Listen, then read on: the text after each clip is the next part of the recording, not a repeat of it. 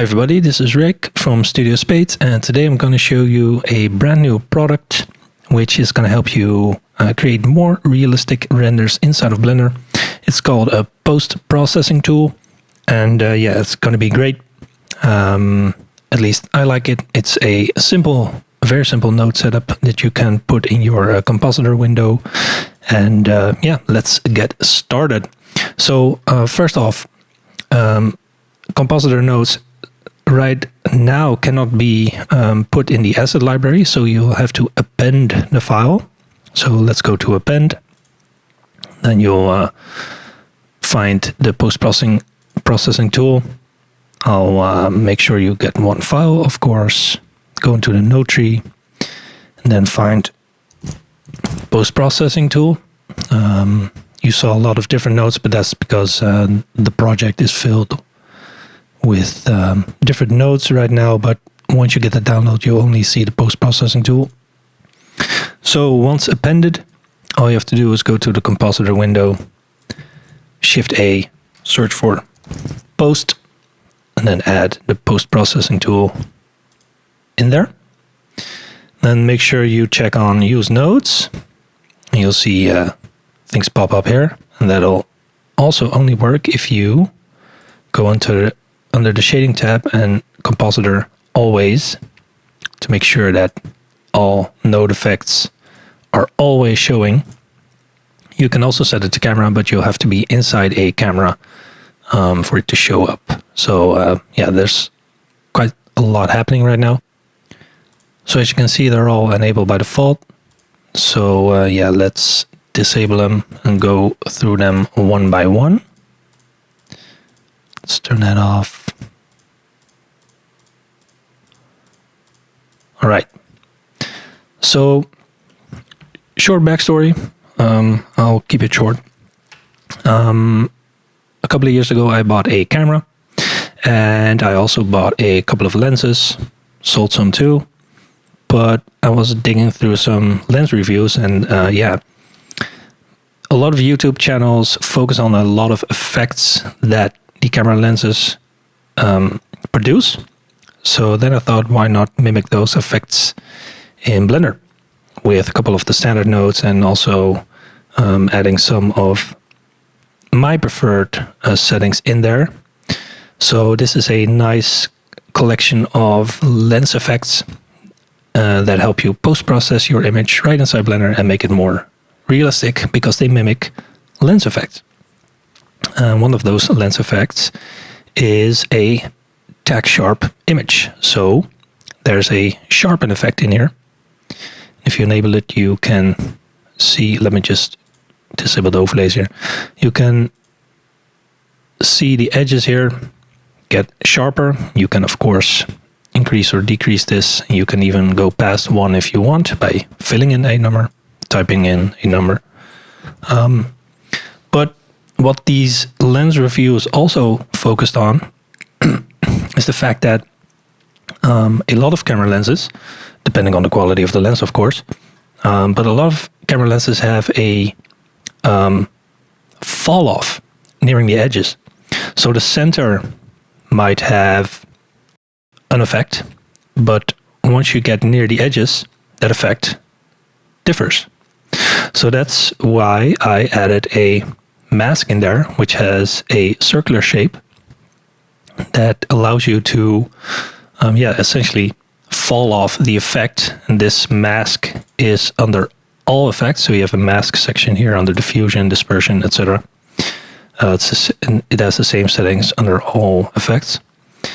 This effect has a fall off near the edges in a circular shape because, well, most camera lenses are circular.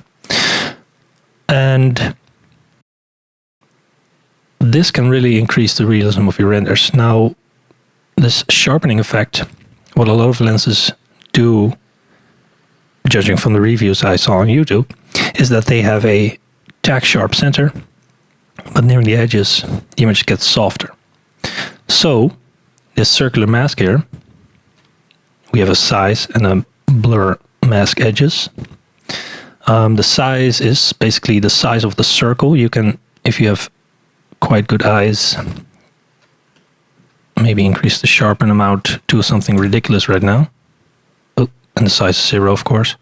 Okay, so now the sharpening is way too much, as you can see. But I'm here to prove a point.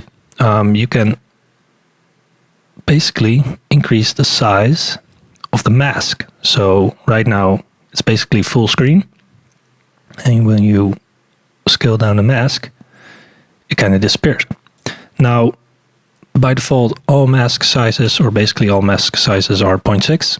So there's a nice big effect in the middle, and it falls off near the edges. And it's basically just a white circle that is masking the effect, but you can blur that circle as well. So when you put the mask edges to 0, for example, there's absolutely no fall off. It's just a hard edge. But zoom in won't work right now because basically, yeah, the circle will stay the same size all of the time. So let's highlight it here with my mouse cursor. You can see the hard edge going from no effect to 100% of the effect. But we can blur that as well. By default, the blur is set to 0.3. So it's there's this small fall off here on the edges. When you, of course, do it more subtly, this will increase the realism of your renders. So we have a tack sharp center right now, but near the edges it will get a bit softer. Now that's the sharpen effect. Diffusion basically blurs the screen. And one thing I forgot to mention, by default, the sharpen effect is, or the mask is inverted, meaning that the center will be sharper, or the effect will be in the center. But the other effects, by default, the mask is not inverted, so that the effect will be on the edges instead of the center. So the rest of the effects are on the edges. Now, like I said, a lot of lenses have a tack sharp center and a softer circle around the edges. So the blur is not inverted by default, so that the effect is more pronounced on the edges. So let me increase the blur to something ridiculous so that the effect is more pronounced. Again, we have a size here that allows you to scale up the mask. And you can go beyond 1 as well. So type in 2 and it'll be full screen, basically. 0.5 is like about half of the screen. And this way you can soften the edges. Now this is of course a ridiculous amount of blur, but you can keep it pretty low for a nice softening effect. And then combine that with a sharpening effect in the center, not too ridiculous. And boom, you have a sort of tack sharp center and a softer edge, which a lot of lenses have. Depending on the quality of your lens, of course. So we have a circular mask again with a size and the edges which can be blurred. Let's increase the blur again. So when we zero out the blur mask edges, you can see an obvious mask here which has 0% of the effect and around it 100% of the effect. And when you blur it, you soften that transition. There's also, of course, the invert mask switch here, so you can invert it and have the center have the effect and the edges not. You can play around with the size as well. And blur edges. And we also have, let me just scale up the mask here, a full screen and corners only slider. So you can also full screen the effect with this slider. So right now we have a edges, the effect is on the edges. When you slide it to 0, it's basically a full screen effect. But you can also slide it somewhere in between.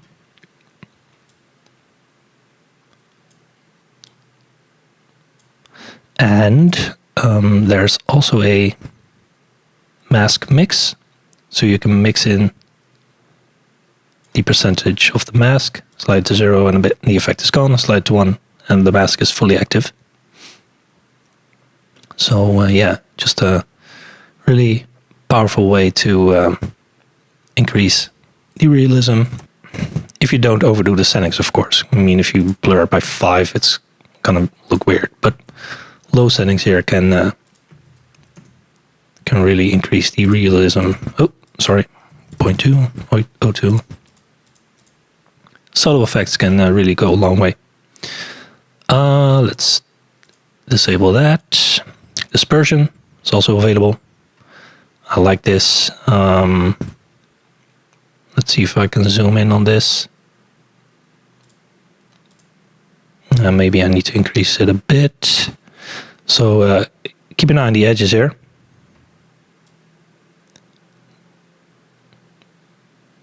See, you can see the color shift a bit and adds an extra edge. On dispersion, there's also a mask here, so let's put that to 1. So, or sorry, to 0. So it's basically a full screen effect now. If the blue appear here on the right and the red on the left. You can also switch to a radial effect. Right now it's horizontal, so only left and right.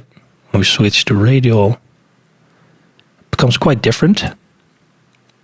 So you might need to slide down the effect a bit. And combine it with a mask again, so that only the edges get this effect. Let's put it to, I don't know, 0.8 maybe. So it's only the outermost edge of your render that will have the effect. Maybe 0.1, keep it subtle. You know, it's these subtle imperfections that can really increase the realism of a render.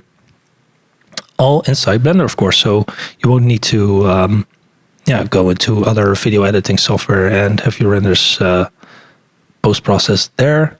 You can do it all inside Blender, which is really nice because, that can save you some time. You can also shift the hue of the dispersion, so let me just go back to horizontal, so we have the red and blue. Oh, and let's turn off the mask by scaling it down. So with the blue and the red here, you can shift the hue, have it appear in different colors. Might not be realistic, but maybe you want a different color than red and blue. It's possible. So you can shift the colors here, slide down the saturation as well, or increase it. And let me slide down the saturation. And you can also mix that in. So 0% means you get the original dispersion, 100% mix or 1 on the hue saturation slider means that the saturation and hue difference gets mixed in. So we have color here, desaturated here. Pretty cool. So that's the dispersion. We got lens distortion. Also happens with lenses, of course.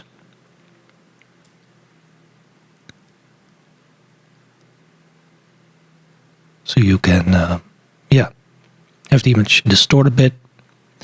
And this also,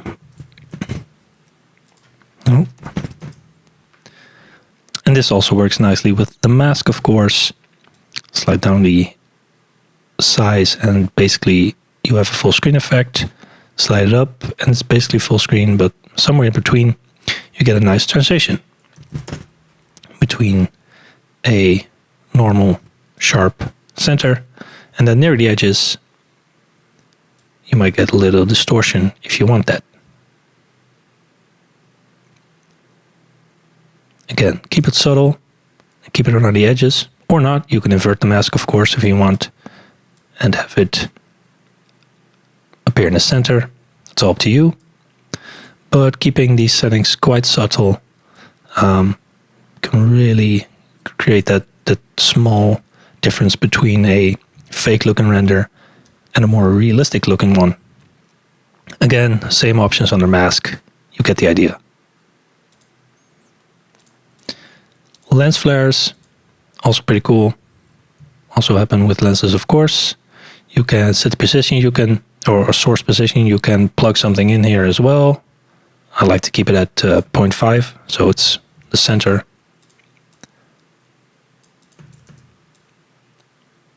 Maybe lengthen it. This is ridiculous, but I'm trying to demonstrate a point, of course. Increase the size of the mask. So again, increase the mask size, which can reveal or disappear the effect. Fill in a different number to keep it completely full screen, or have a nice blend between the mask and no mask, the effect and no effect. Always nice to keep it around the edges, or invert it, have it in the center for whatever reason you would like. Could make sense with lens flares, but yeah, pretty cool.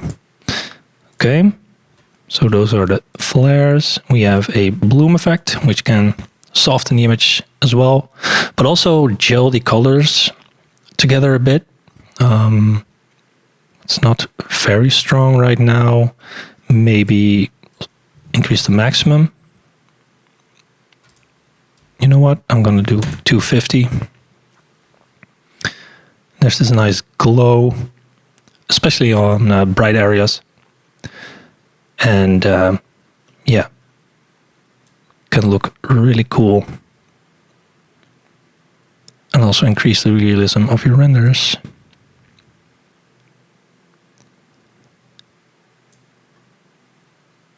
Pretty cool. Saturation, you can turn off the color. Give it a tint as well, if you want.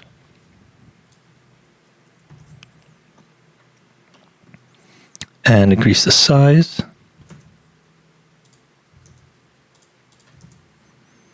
And the threshold, so lowering this will mean that more of the highlights get this glow. And the higher the threshold, the wider or stronger a highlight basically has to be to get the glow. And yeah, looks pretty cool. This is probably one of my favorite effects.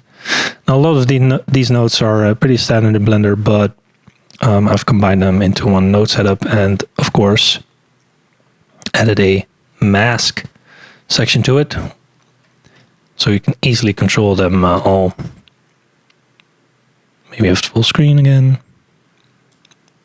Blur the edges or not.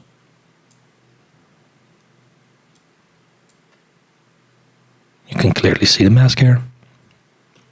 So yeah, that's how it works. Inverted. Could be a cool effect, but yeah, this is not really gonna increase realism this way. But yeah, you can go crazy if you want to. But I like to keep things subtle. A bit more like this, maybe. All right. So that was bloom. Streaks. You can create these star-shaped objects on your lenses, or on your renders, sorry. You can, of course, increase the streaks, rotate the angle, have them fade away, change the color, and mask that out, of course, so you can only have it on the edges, in the center, or on the entire image. Or maybe fade the effect altogether to make it a bit less pronounced. You get the idea.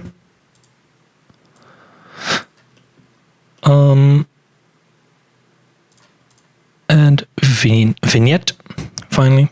We have some vignette effects as well. What I noticed during some lens reviews on YouTube was that some images get a slight hue shift or saturation shift nearing the edges, and of course a brightness shift, the vignette itself. So edges might be a bit darker. I'm exaggerating it right now, but yeah, I'm demonstrating a point, of course. Have it a bit more desaturated.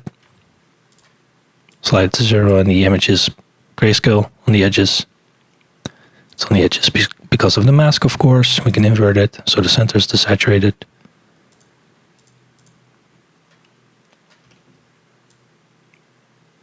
But yes, slight desaturation might look nice. Slight hue shift instead of a radical one can really help create that difference between a plasticky, fake-looking render and a realistic one. Play with the size again. So that's basically it. Pretty simple setup. Just a collection of effects, and all effects have a masking section that is identical under every effect. And yeah, just a simple node setup you can put between your render layers and your composite. Slide it in between, check use nodes in your compositor, and make sure you have compositor always enabled here. And that way you can get started creating more realistic renders straight from Blender without using a additional video editing software to post-process it further. That's a real tongue breaker. And that can definitely save you some time, because who wants to edit it further when you can do it right inside of Blender? So I hope you enjoyed it. This is my new post-process tool, and I have also a cool announcement, hopefully, for everybody, because this is a tool that's exclusive to my brand new Patreon, because I have been selling all kinds of products, a lot of them for Blender, of course, in the Superhive market and on my own website, StudioSpeeds or StudioSpades.com. And Patreon is hopefully going to help me to get a bit more income from these products, because right now I'm operating at a loss. I like and I love actually making these products for you, mostly because I use them myself, of course, and yeah, it'll be a shame to let them collect dust on my hard drives. So I thought I might just better sell them. And it's generating some money for me, but right now it's still operating at a loss.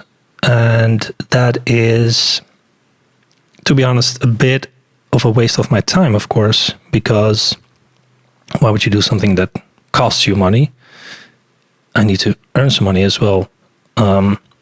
We all have to pay some bills.